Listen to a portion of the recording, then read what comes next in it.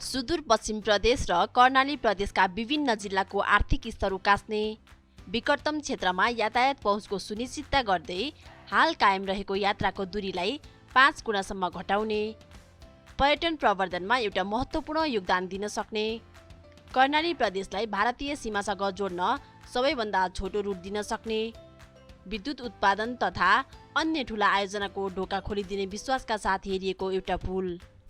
कर्णाली नदीमाथि सुर्खेत र कैलाली जिल्ला जोड्दै कुइनेको कचली घाटमा बन्ने मल्टी स्प्यान आर्क ब्रिजको बारेमा केन्द्रित रहनेछौँ। हामी सँगै रहनुहोला। साथै यस च्यानललाई सब्स्क्राइब गरी साथ दिन हार्दिक अनुरोध गर्दछौँ। नेपाल सरकार भौतिक पूर्वाधार तथा यातायात मन्त्रालय अन्तर्गत सडक विभागको पुल शाखाले यो पुलको निर्माणको ठेक्का एएनके लुम्बिनी जेबीलाई दिएको छ। यसको निर्माण सम्झौता मिति 2072 असाढ 28 गते रहेको छ। यो पुलको डिजाइन स्वीकृत भएको मिति 2074 माघ 23 गते हो। यहाँ धेरै समय लागेको देखिन्छ, जसले सम्पूर्ण निर्माणलाई प्रभावित पारेको छ। यो पुलको निर्माण कार्य 2074 साल फागुन 7 गतेबाट सुरु भएको हो र पहिलो सम्झौता अनुसार 2076 साल असाढ 27 गते यो पुलको निर्माण सम्पन्न भइसक्नु पर्नेमा हाल यो निर्माण थपिएको समयमा जारी छ। अहिलेको सम्झौता अनुसार यो पुलको निर्माण कार्य 2078 असाढ मसान्तसम्म सक्नुपर्ने व्यवस्था गरिएको छ। नयाँ प्रविधिबाट मल्टी स्प्यानको यो आर्क ब्रिजको कुल लम्बाइ 300 मिटरको रहेको बताइएको छ भने यसको कुल अनुमानित लागत 35 करोड नेपाली रुपैयाँ रहेको छ। 2 वर्ष पुलको डिजाइन नै बनाउन समय लागेको यो पुलको निर्माण कार्य हालको थपिएको समयमै सम्पन्न गर्न जरुरी छ। यो पुलसँग स्थानीयवासी, विभिन्न जिल्लावासी तथा प्रदेशकै विकास, अर्थतन्त्र, यातायात पहुँच जस्ता कुराहरूलाई जोडिएकोले सम्बन्धित निकायहरू जिम्मेवार हुन जरुरी देखिन्छ।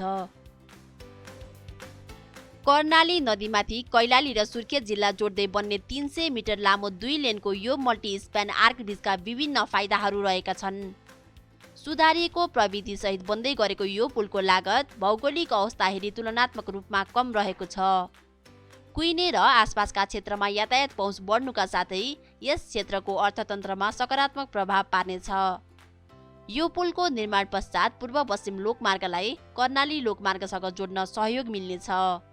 सुर्खेत, कालीकोट, दैलेख, जुम्ला, हुम्ला, डोल्पा, मुगु, बाजुरा र अछामको यात्रा दूरी तथा समय घटाउन सकिनेछ।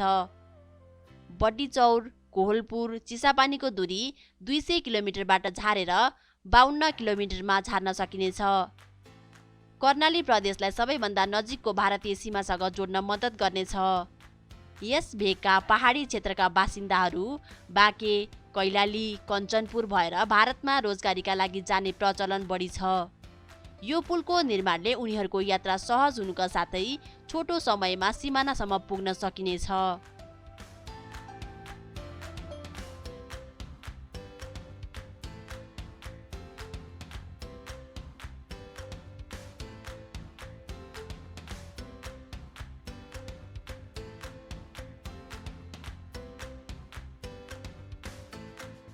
तपाईहरूलाई आजको हाम्रो भिडियो सामग्री कस्तो लाग्यो? यहाँहरूको सल्लाह, सुझाव तथा प्रतिक्रिया कमेन्ट बक्समा लेख्नुहोला।